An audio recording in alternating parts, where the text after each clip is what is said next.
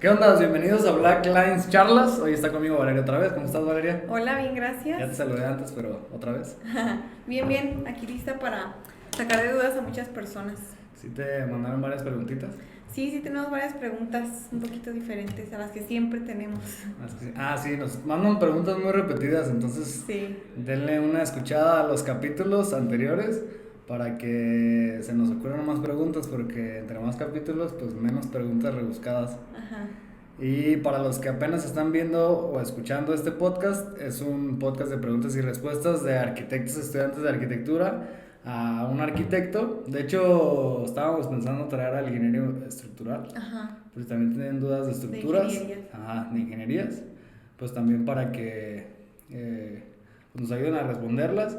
En las entrevistas que hago, porque intercalamos este podcast con entrevistas con gente que está en el sector de construcción, arquitectura y afines, pues también hay ingenieros en sistemas, de repente viene el desarrollador, el inmobiliario, etcétera. Entonces, si también tuvieran dudas específicas, pues estaría padre que las mande sobre algún tema en especial y a lo mejor lo podemos invitar, ¿no? Sí, o si también quieren que inviten a alguien en específico, como de, no sé, inviten a un maestro y ya.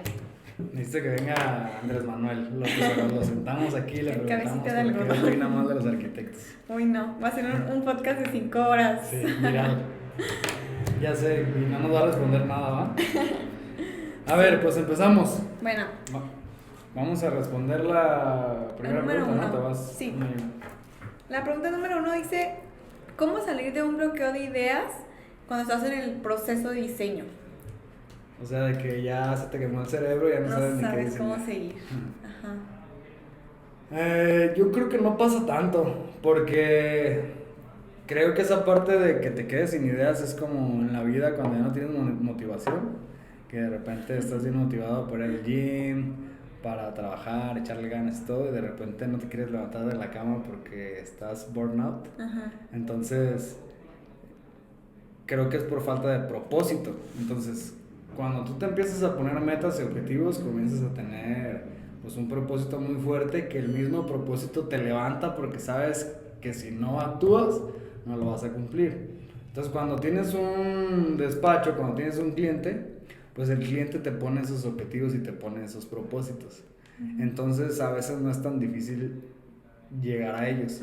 Y cuando el cliente te está platicando sus necesidades y te está diciendo qué es lo que necesita y te está diciendo cómo lo quiere y cuáles son sus ideas, tu cerebro empieza, si te gusta esto, tu cerebro empieza a trabajar. Sí. Y empieza a darle vueltas y todo. Y si un día de plano ya no sabes más por dónde irte, pues a lo mejor puedes platicar con alguien, ver otros horizontes o volver a hablar con el cliente. Oye, traemos unas dudas, empezamos con esto y aquí no sabemos irnos por acá o por acá. ¿Tú qué idea traías? Porque también trabajar con el cliente, además de que para ellos es padre que los tomes en cuenta porque es su proyecto, pues a ti te ayuda a abrir nuevos horizontes. Y a lo mejor te dice algo que como él no es arquitecto, pues no está viciado.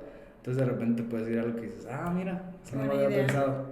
Y tu cerebro otra vez vuelve a trabajar. Bueno, a mí no me ha pasado que de plano en un proyecto diga, no manches, aquí ya no sé para dónde hacerlo, porque siento que hay esos objetivos que te los plasma el cliente. Sí, siento que es una pregunta más que va más un poco de los estudiantes, que es lo que nos pasa mucho. O sea, al momento de diseñar en la escuela, pues te quedas bloqueado porque tú tienes que inventarte absolutamente todo y no tienes un cliente que te diga, mira, yo había visto esta imagen o yo fui algún día a un hotel y vi esto y me encantó y quiero que sea algo así. Entonces, creo que es más fácil trabajar. Como ahí no hay algo que te esté marcando una pauta, a lo mejor lo que te dijo el maestro la primera vez y ya. Pero ya después no hay retroalimentación, sino que eres tú misma haciendo el proyecto. Sí. Entonces sí, de repente pues te trabas o te bloqueas. Luego con 1000 cambios de tu profesor, pues en un momento quedas en ceros. Sí. Entonces yo creo que si les pasa eso en la escuela, pues probablemente lo ideal sería que lo reboten con alguien que no sea arquitecto. Y tú como que si fueras tu proyecto, ¿qué más quisieras aquí? ¿O qué ves que yo no estoy viendo? Y la gente se le ocurren cosas que a nosotros no. Porque ya estamos viciados en las técnicas. Y nos estamos todo pensando así tanto en eso. Exacto. Sí, eso es verdad. Muy bien, la siguiente pregunta que tenemos terminado. Ya tengo un cliente, ya logré conseguir mi cliente, porque el podcast pasado en Black Lines me dijeron cómo conseguir un cliente. ¿Ahora qué hago? Ya lo conseguí, ahora. ¿Ahora qué hago? Ya lo conseguí. No sé qué hacer. Mira, nosotros aquí en la oficina, bueno, yo un día me senté y me puse a crear un procedimiento de cómo hacer un diseño arquitectónico. ¿Qué es eso? Pues literal un instructivo de los pasos. Por si un día yo no estoy y contraté a alguien, que en ese entonces cuando lo hice no tenía nadie contratado, pues yo quería que hicieran el proyecto de la misma manera en la que yo lo hago, por si un día está aquí o si un día no están, y yo saber en qué se quedaron y seguirle, ¿no? Entonces me puse, pues primero hacerle todas estas preguntas al cliente para que no tengamos dudas del proyecto. Después de eso, llegar a la oficina y platicárselas a los que van a estar involucrados en el diseño. En este caso, si somos un equipo de 2 o 3 personas para ese proyecto, pues se les platican todas las respuestas, a ver, le vamos a dar por aquí, por acá, por acá. Y ya no sé si empezamos a modelar o algo. Entonces lo primero pues serían las preguntas. Entonces tienes que tenerlas ya listas. Si ya tienen un cliente y no tienen listas las preguntas, pues hagan una cita con el cliente para 2 o 3 días después. Sí. Y en esos 2 o 3 días después piensen todo lo que deben de saber para que cuando estén haciendo el diseño no tengan que estarle hablando al cliente de que, oye, me faltó preguntarte cuántos años quieres. Sí. Oye, me faltó preguntarte si querías tu estilo minimalista o si lo querías contemporáneo. No, pues no. O sea, llegas y le enseñas, mira, estos son este tipo de estilos, nosotros somos más expertos en este tipo de diseños, tu casa está acomodada de tal forma en la que el sol pasa así y así, entonces yo te recomiendo tal, y empiezas a hacerle un montón de preguntas. Más que explicarle cosas es preguntarle cosas, porque él te va a empezar a dar la información con la que tú vas a armar el proyecto. Entonces lo primero es obtener un montón de información del cliente y ya llegar a la oficina y empezar a diseñar, y ya eso dependerá del procedimiento creativo de cada uno. Y ya conforme a eso ya vas haciendo cambios o movimientos con el cliente en las revisiones que tengan, ¿no? Y ya el proceso creativo, pues no hay una receta, todos diseñan distinto. Hay quien empieza a dibujar, hay quien empieza primero en un cuaderno de cuadritos y empezar a hacer distribución. Hay quien empieza directa en el modelo, no sé, cada quien tiene sus formas. Cada quien como se le haga más fácil. Y en la obra, ¿qué es lo primero que tienes que hacer cuando obtienes un cliente?